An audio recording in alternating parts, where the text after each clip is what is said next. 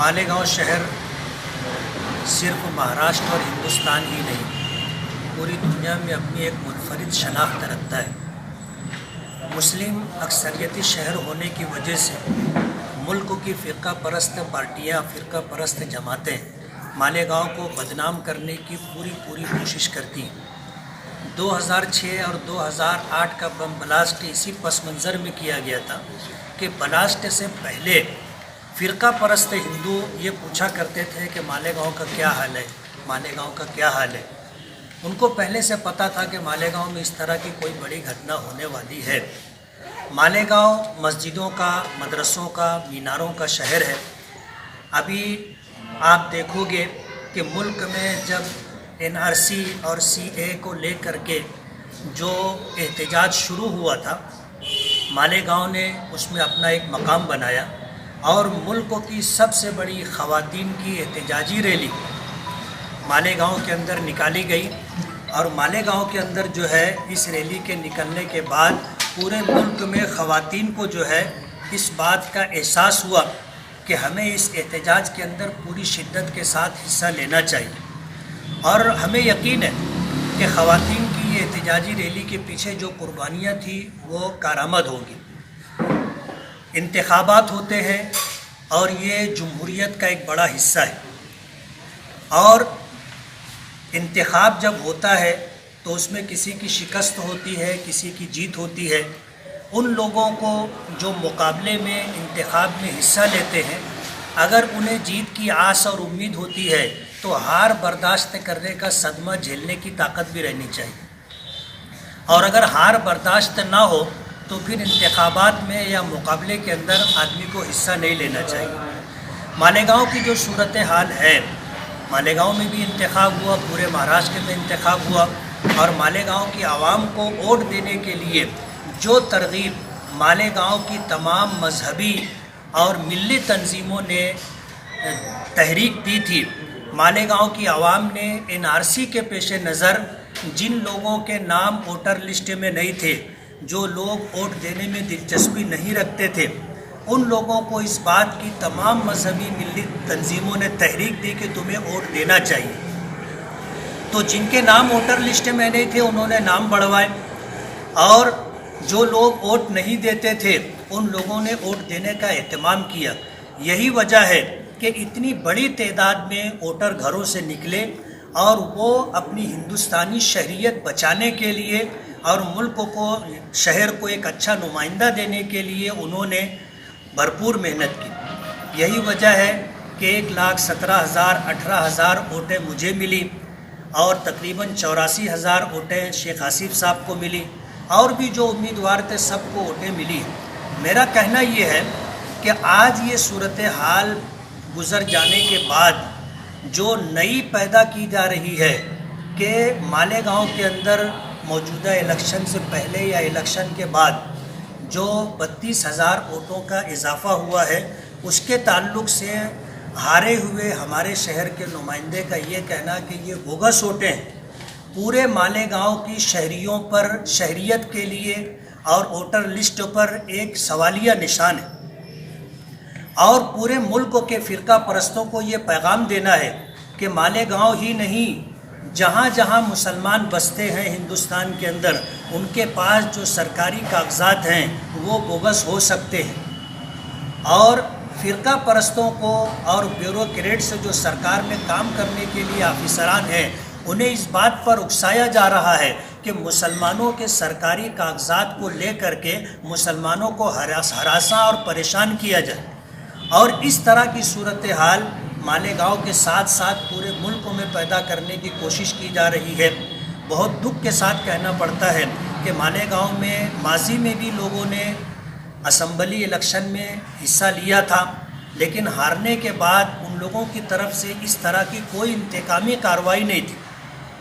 लेकिन शेख आसिफ साहब जब से हारे हैं उस वक्त से लेकर के आज तक पूरे शहर के उन तमाम वोटरों के साथ जिन्होंने वोट दी थी, या वो लोग जो इस मुल्क के, इस शहर के शहरी हैं, उन्होंने वोट में हिस्सा नहीं लिया था, उन तमाम लोगों को परेशान करने की कोशिश की जा रही है।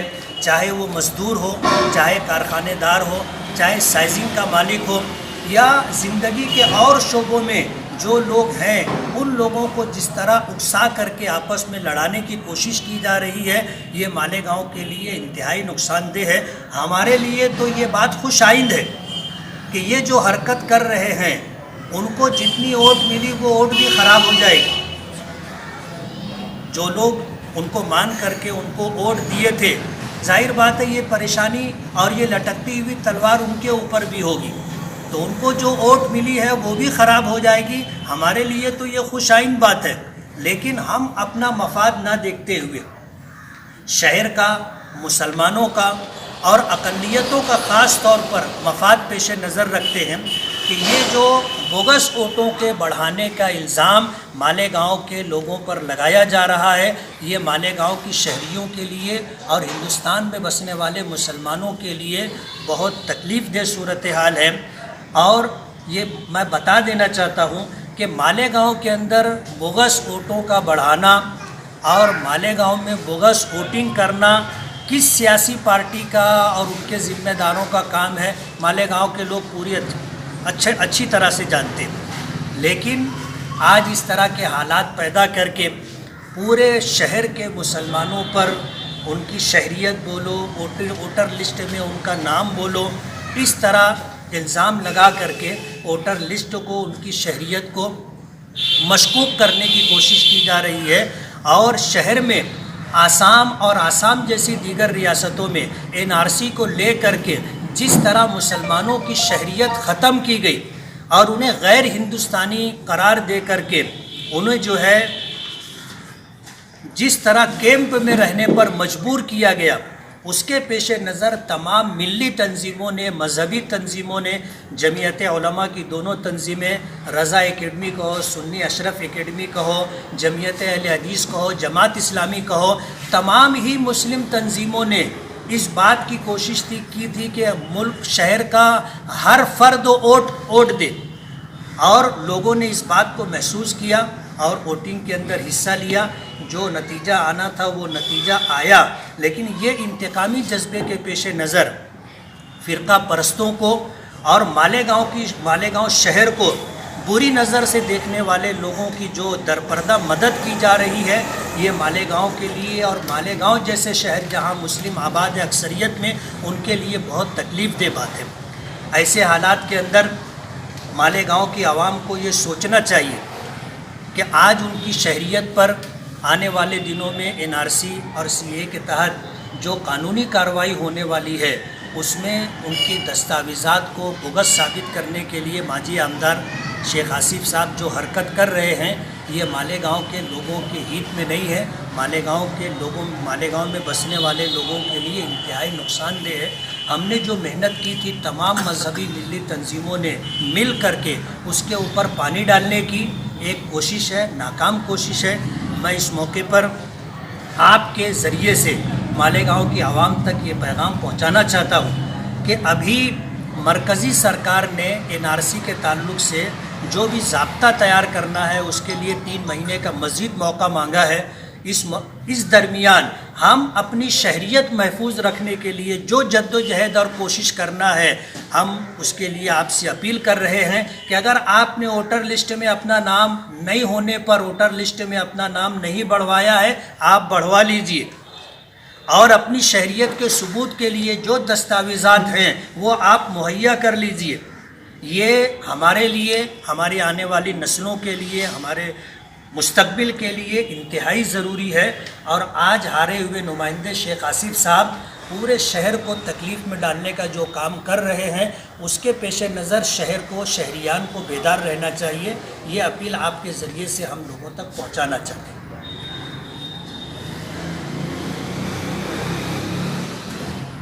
شیخ آصف صاحب نے کہا ہے کہ حافظ عبداللہ صاحب کا نام ووٹر لسٹ یادی نمبر 101، 117 اور 118 میں کتنی ووٹ دیا؟ میری ایک ہی ووٹ آج تک دیتے ہیں، اور ایک ہی ووٹ میرے کو معلوم بھی ہے، اور اس کے یہ میرے پاس نکال کے بھی رکھا ہوں۔ مولانا اپنے تو ساتھ میں ووٹ دینے گئے تھے، ایک تم دی ایک میں دی۔ وہ تو آپ کے ساتھ میں گئے تھے نا میرے۔ کیا ہے ہم لوگوں کو بھی نہیں معلوم، कि हमारी 2-3 लिस्ट में किसी का नाम है। कोई बढ़ाया होगा तो हम लोग उसमें कुछ नहीं कहा सकते।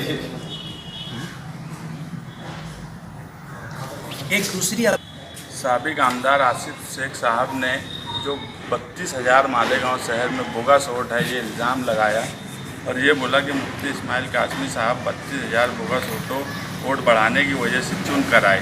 इस तरह के इल्ज़ाम लगाने का जवाब देना हम इसलिए ज़रूरी समझते हैं कि ये बात का फ़िरका परस्त बड़ी शिद्दत से फ़ायदा उठाएंगे, इसलिए हमने इस बात का जवाब देना सही समझा। और मालेगांव में आज़ादी के बाद 1952 में पहला इलेक्शन हुआ जब साबिर सत्तार साहब चुनकर आए, उसके बाद हारून अंसारी साहब चुन के आए, साथ ही निहाल अहमद साहब चुन के आए, आयशा हकीम चुन के आई, शब्बीर सेठ साहब MLC बने, शेख रशीद साहब चुन के आए, मुफ्ती इस्माइल कासमी साहब चुन के आए, आसिफ शेख साहब चुन के आए।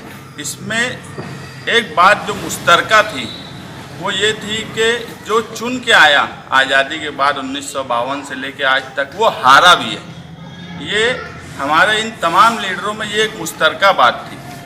मगर इस मर्तबा जो किया जा रहा है ऐसा इससे पहले सिर्फ एक मर्तबा किया गया, वो भी इतनी शिद्दत नहीं थी। उनके वालिद के टाइम जब शेख रशीद साहब हारे 2009 में मुफ्ती साहब के टाइम, तो पर्सनली उन्होंने उनके लोगों ने कहीं पर भीम पे रेजर चला दी, इस तरह की कुछ वक्त तक वो ऐसी हरकत हुई।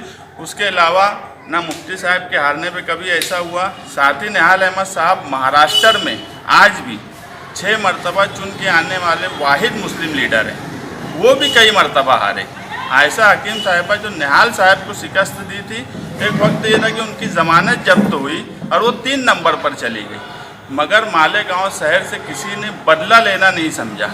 और हारना और जीतना, ये जमहूरियत में सबसे खूबसूरत पहलू ये है कि अवाम ही सबसे बड़ी है, अवाम ही एक नंबर पे है, लीडर एक नंबर नहीं है।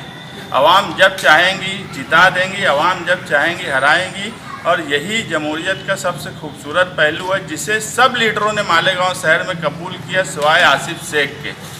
वो मालेगांव शहर से बदला लेने की जो उनकी भावना है या इच्छा है वो ख़त्म ही नहीं हो रही है। यहाँ तक कि लॉकडाउन जैसे पीरियड में बुनकरों को और मज़दूरों को लड़ाने की कोशिश करना, बुनकरों के खिलाफ अरीजा देना, ये सब बदला लेने की वो।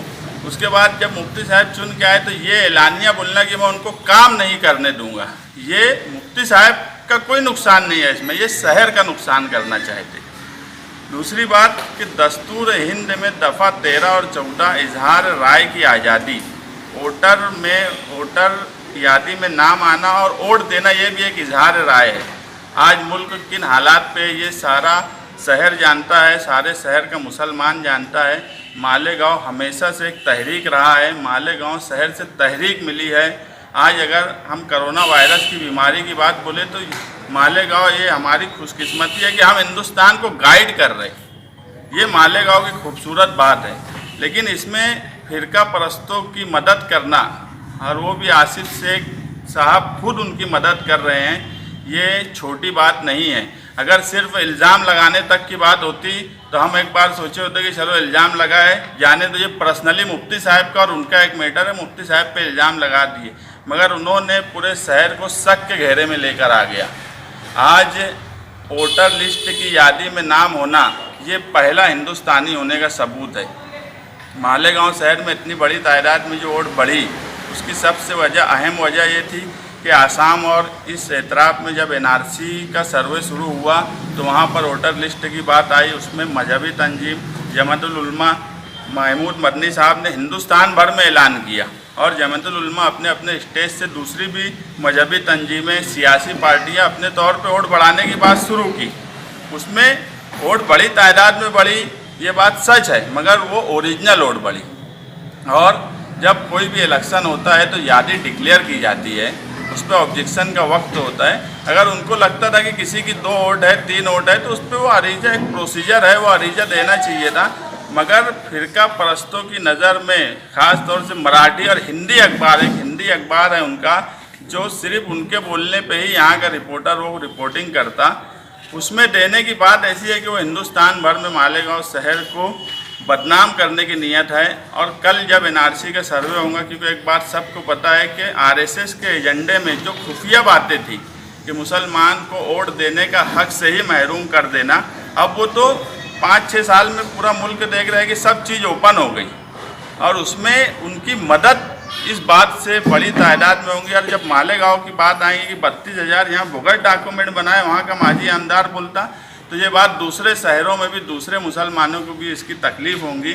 इसलिए हमने ये प्रेस कॉन्फ्रेंस लेना ज़रूरी समझा। और आसिफ शेख अगर मालेगांव की छवि ख़राब करने की नीयत रखते हैं तो हम भी जमहूरी अंदाज में उनको वैसे ही जवाब देंगे जब एनआरसी और सीएए की तहरीक शुरू होंगी कि मालेगांव शहर कभी ये बर्दाश्त नहीं करेंगे, तुम्हारी हार है, तुम उससे कबूल करो मत करो, मगर मालेगांव शहर को मस्कूक मत करो।